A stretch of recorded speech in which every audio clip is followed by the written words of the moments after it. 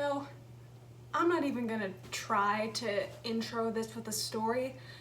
I think I just have a tabletop RPG hyperfixation now. I blame the D&D movie. I've been playing in a campaign for almost a month now, and I have gotten way too emotionally attached to the character I created, so this is a video all about them, because I love them. Okay, talking seems to not be working today, so I'm going to let voiceover me do all of the explanation from here on out. Okay, here we go. For this video, I wanted to accomplish 3 things: draw my character, explain a little bit of their backstory, and test out a cosplay I want to create. Alright, let's get started. Alright, I haven't properly drawn out Indigo yet, so I'm gonna do that so I have a more concrete visual for what their design looks like. Because I could see it in my head, I just haven't put it onto a page yet. Indigo Vega is a fallen Aasimar, the only one in their family. They aren't entirely sure why that is, but they have a feeling it has something to do with the fact that they have no idea who their father is, and the rest of their family has always treated their mother very harshly. When they were young, they had to pack up and leave their first home, finally escaping from their judgmental relatives. But they kept to themselves for a long time and didn't have any friends, save for their mom. They love painting and consider themselves a talented artist. It's the one skill they take pride in. When the time came around for them to start a career, move out, and things like that, they applied to a school for adventurers for the artificer track so they can make magic with their art too. That's where the campaign is taking place, as Indigo hones their craft and finally starts making some friends.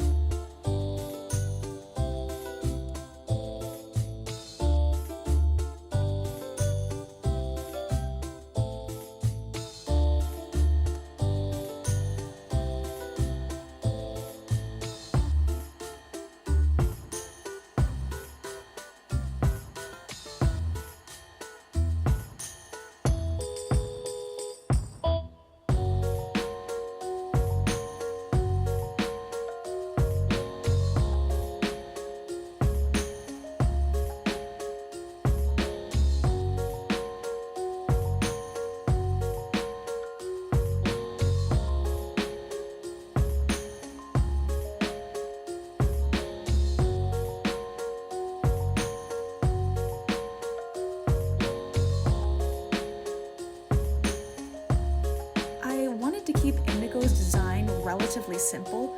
They're a quiet, unassuming kid, and I think the dark and earthy colors that you're going to see once I color this in reflect that. My DM said that he took a little inspiration from both Fantasy High and The Breakfast Club for the setting, so I decided to look to the latter for some design elements. Allison Reynolds, the basket case, was the character that most heavily influenced this look. I also see a little bit of Penny from Pokemon Scarlet and Violet and Strix from Dice Camera Action in there too. They just all kind of have that theme going on to them. Then I just added their Aasimar features, the freckles and the wings specifically. I know the guidelines say that Aasimars shouldn't have wings all the time and they only activate when they have their celestial revelation, but I am choosing to ignore that because it looks cooler if they have wings all the time.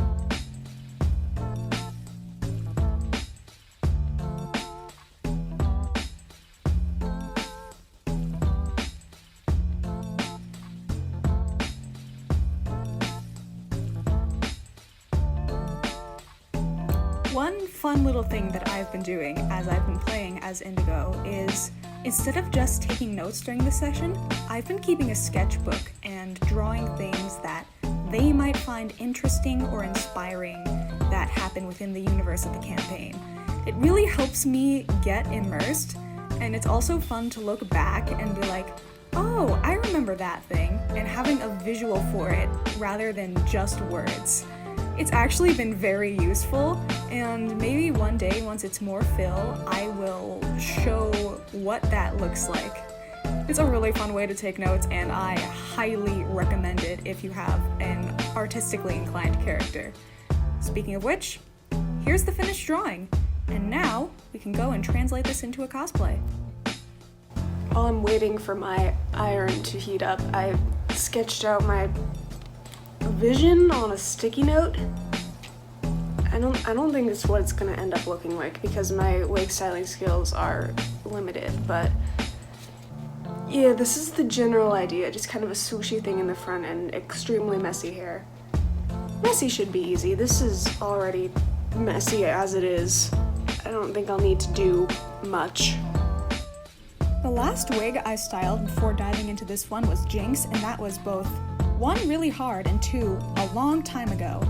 This was nowhere near as much work, but it took lots of trial and error and more errors. But after toying around with it for a while, figuring out what techniques worked, what didn't, finally getting a style down, I created something. It's not half bad, I guess. I've got the fit at the ready to change into. One thing I do when designing characters is just have my closet in mind when picking out their clothes in case I ever do want to cosplay them. And this has come in handy for this video specifically. Braided my hair off camera because God knows how many tries it would have taken and how many minutes it would have added to footage if I had done it on camera. Got to make my head flat. I must become smooth-brained. Y'all have unlocked Bald Meg. And it is a horrifying sight, and I'm sorry. I'm skipping straight to foundation because Indigo would not know how to do makeup other than like messy eyeliner. The messy eyeliner in question. I've never been good at this. Everything I try just does not look good. Of course, now that I'm saying that, it actually kind of looks good. See, now it looks fine. I don't know what I'm doing right this time, but can I just like do that all the time? Please? What is it with me lately and making my makeup look characters have just the most messy eyes ever? I mean, it's fun, but this is like look 3 in a row where I've done something with my under eyes that makes me look dead, either on the inside or the outside. Today's edition of Will This Trick from the Internet work? I'm gonna spare you the 3 minutes of footage of me trying to do this. It did not work. When I was like learning how to build an ASMR, and I saw that one of the like celestial features options was a dusting of charcoal freckles, I was like, oh, that's gonna be so fun to cosplay, and I just look dirty right now. It'll probably look better when I have hair. That's what I'm going to keep telling myself. I need to invest in black lipstick. Because I look so good in it, but I don't own any for myself. And I feel like that is an injustice in the world that needs to be rectified. It is so hard to tell whether or not I like this without the hair on. So I'm gonna go put it on and we're going to see if that makes this look any better. I think it should.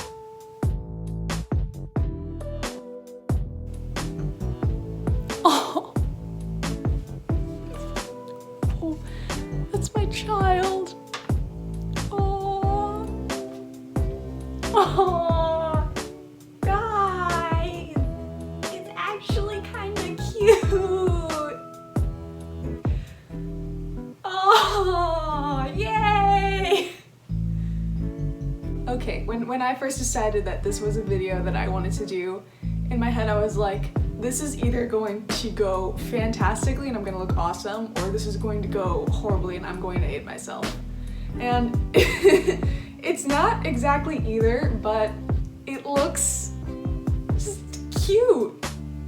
Like, that's my character as a living, walking being, almost. And it's just, oh, it's my baby. It's them. Yeah, Yeah, I can see this way.